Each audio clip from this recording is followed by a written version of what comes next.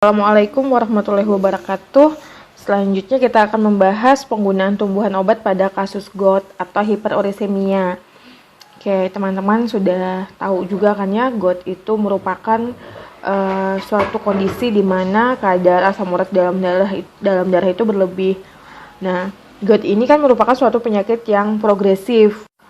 Penyakit yang progresif karena deposisi kristal MSU di persendian, ginjal, ataupun di jaringan ikat karena hiperursemia tadi. Jadi terjadi penumpukan kristal monoksidium urat di persendian, ginjal, ataupun jaringan ikat.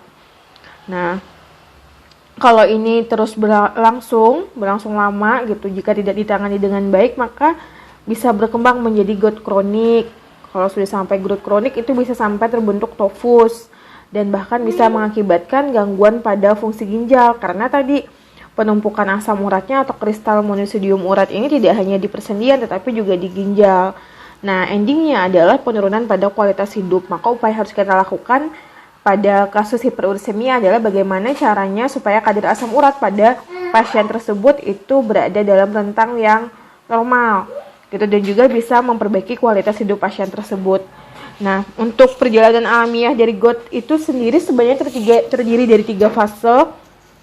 Yang pertama ini hiperursemia tanpa gejala klinis. Jadi memang kadar asam uratnya itu meningkat, tetapi tidak ada gejala klinis yang menyertai. Jadi hanya peningkatan kadar asam urat saja.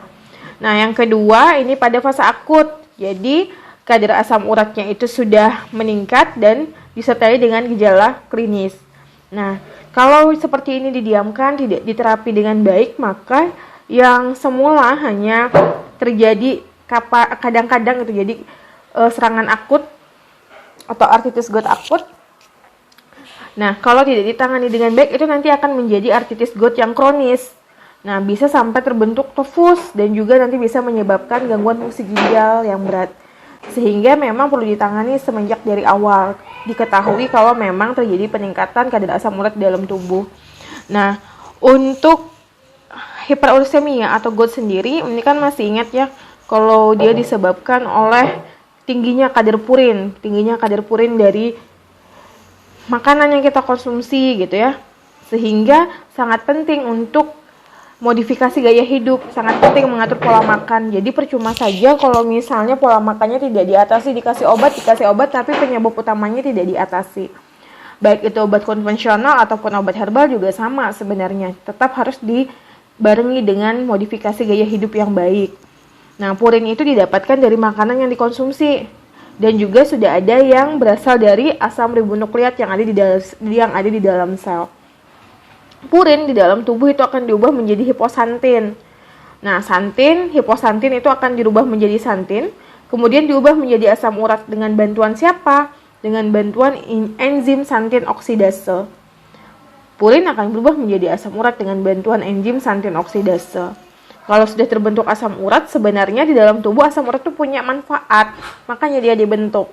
Tetapi selama dalam jumlah yang memadai, tidak berlebihan. Nah, secara alami asam urat ini dia nanti akan dikeluarkan setelah diproduksi, setelah digunakan di metabolisme, dia akan dikeluarkan melalui ginjal lewat urin.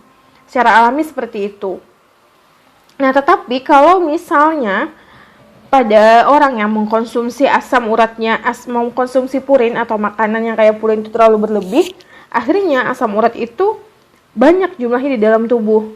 Kemampuan mengeluarkan itu sama seperti biasanya, tetapi yang masuk itu berlebih.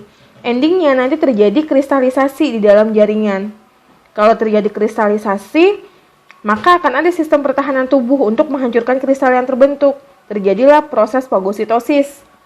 Nah, proses fagositosis ini pasti akan memberikan efek dampak, yaitu peradangan dan kerusakan jaringan. Jadi ada inflamasi yang disebabkan oleh proses fagositosis ini.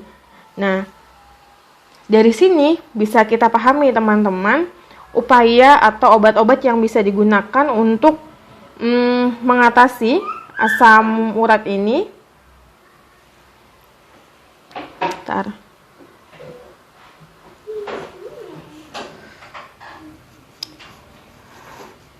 Yang pertama itu dengan menghambat enzim santin oksidasenya. Jadi obat-obat konvensional yang memang sudah pernah kita pelajari sebelumnya itu dia punya mekanisme kerja. Yang pertama, menghambat santin oksidase. Kalau enzim santin oksidase dihambat, otomatis nggak ada nih nanti akan merubah purin menjadi asam urat. Jadi dia akan dikeluarkan lewat ginjal seperti biasanya. Itu yang pertama. Dan obat yang kedua itu adalah yang meningkatkan sekresi asam urat. Jadi meningkatkan asam urat yang banyak dalam tubuh ini, ditingkatkan sekresinya melewati ginjal. Jadi nanti dikeluarkan lewat urin.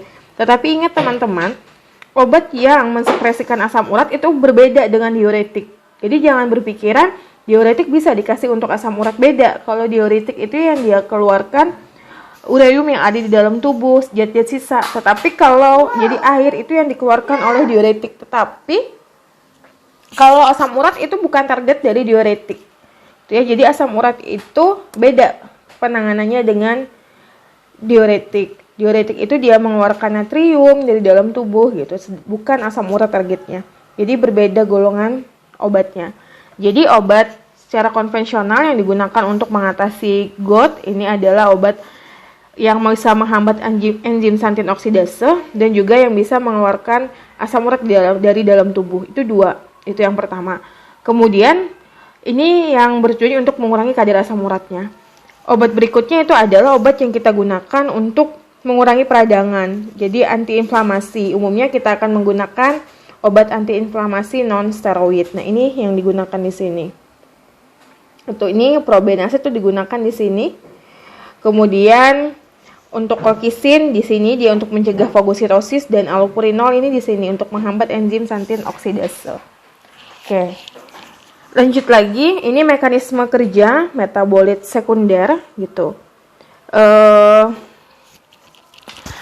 Jadi metabolit sekunder yang bisa berperan sebagai obat GOT itu adalah flavonoid. Nah, flavonoid ini dia punya dua mekanisme kerja.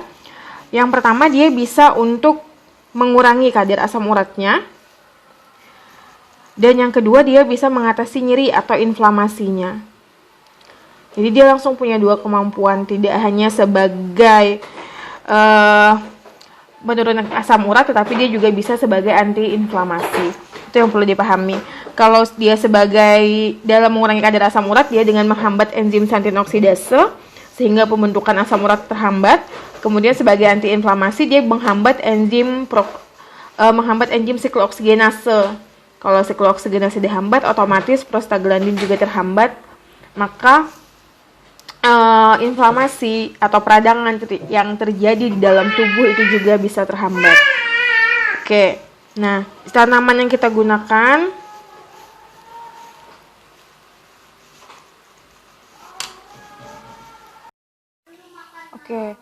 jadi tanaman yang kita gunakan itu adalah tanaman Sambiloto andrographis paniculata. Nah, bagian yang digunakan yaitu daun. Kemudian hasil penelitian itu juga menunjukkan kalau ternyata Sambiloto itu punya manfaat dalam menurunkan kadar asam urat. Nah, senyawa yang mampu untuk menurunkan kadar asam urat itu adalah senyawa flavonoid, golongan flavon atau flavonol. Nah, tadi kita balik lagi. Metabolit sekunder yang memang mampu sebagai obat untuk mengatasi asam urat itu adalah flavonoid. Nah, flavonoid itu bisa mengatasi asam urat dengan dua mekanisme kerja, yaitu dengan menghambat enzim santin oksidase untuk mengurangi kadar asam urat di dalam tubuh, dan juga sebagai antiinflamasi yang bisa mengurangi nyeri karena proses fagositosis tadi, karena penumpukan kristal monosodium urat yang ada di dalam tubuh. Oke, lanjut lagi.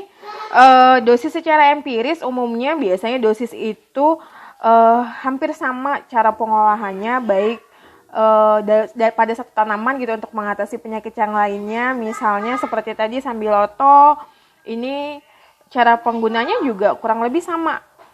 Jadi dengan cara merebus gitu. Nah, dosis kalau berdasarkan hasil penelitian dia memang mampu sebagai obat untuk mengatasi asam urat itu dengan ekstrak etanol dosis 11-33 gram per hari selama 14 hari. Penggunanya itu ternyata efektif untuk menurunkan kadar asam urat. Oke. Kemudian efek samping dari Sambiloto itu sendiri sakit kepala, lemas, reaksi alergi, mual dan diare. Jadi secara umum efek samping yang dialami ketika kita menggunakan obat herbal itu kurang lebih sama sebenarnya. Dan interaksinya juga masih sama dengan obat-obat hipertensi, itu resiko hipotensi. Nah, berikutnya jahe. Jahe ini bagian yang digunakan rimpang. Hasil penelitian itu menunjukkan kalau ternyata ekstrak jahe juga mampu dalam menurunkan kadar asam urat. Nah, metabolit sekundernya apa? Sama flavonoid. Tadi karena berdasarkan hasil penelitian dan literatur yang saya pelajari, itu memang sampai saat ini metabolit sekunder yang mampu sebagai obat untuk mengatasi asam urat yaitu flavonoid. Nah, mekanisme kerjanya sama dengan menghambat enzim santin oksidase dan juga sebagai antiinflamasi dengan menghambat enzim siklooksigenase.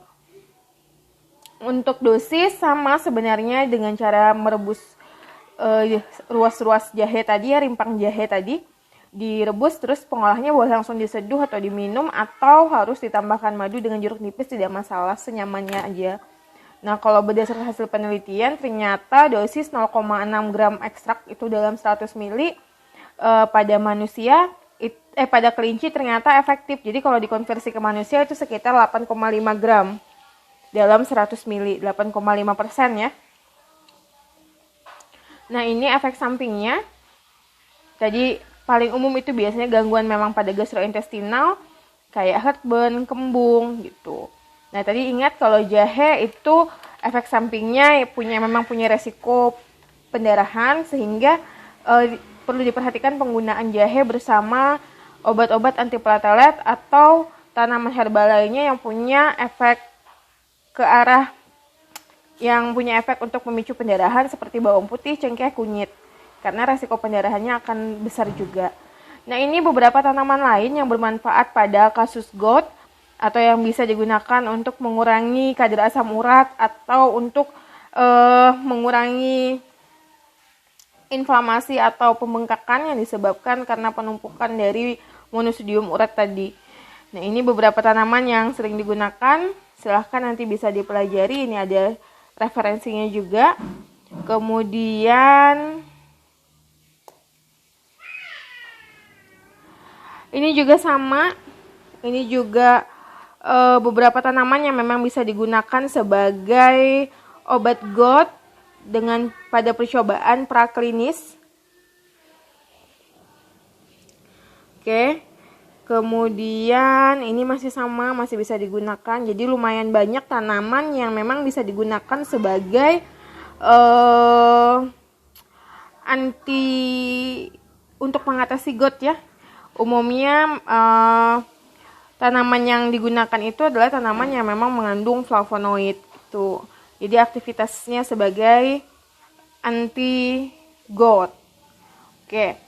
Mungkin ini yang bisa saya sampaikan pada pertemuan kali ini. Wassalamualaikum warahmatullahi wabarakatuh.